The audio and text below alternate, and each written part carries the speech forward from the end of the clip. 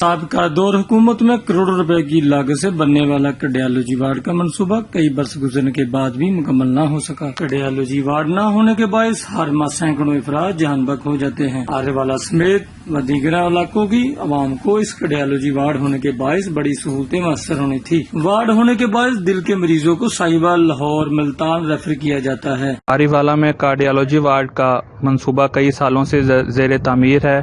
یہ منصوبہ مکمل نہ ہونے کی وجہ سے ہر ماہ سینکڑوں لوگ جان بحق ہو جاتے ہیں۔ آرے والا کی عوام گورنمنٹ سے اپیل کرتے ہیں کہ اس منصوبے کو جلد از جلد مکمل کیا جائے۔ وارڈ نہ ہونے کے باعث دل کے مریضوں کو ساہیوال، لاہور، ملتان ریفر کیا جاتا ہے۔ جی، کارڈیالوجی وارڈ زیر تعمیر ہے، کافی عرصہ سے کہہ لیں کہ التوا کا شکار ہے، پیشنٹس کو بڑی مشکلات کا سامنا کرنا پڑ رہا ہے۔ تو ہماری گورنمنٹ سے اپیل ہے کہ جو کروڑوں روپیہ جہاں پہ لاگت آئی ہوئی ہے گورنمنٹ کی، وہ ضائع جا رہا ہے، اس کو تکمیل تک پہنچا کر عوام کو فائدہ پہنچایا جائے اور جلد از جلد اس کی تکمیل جو ہے نا مکمل کی جائے۔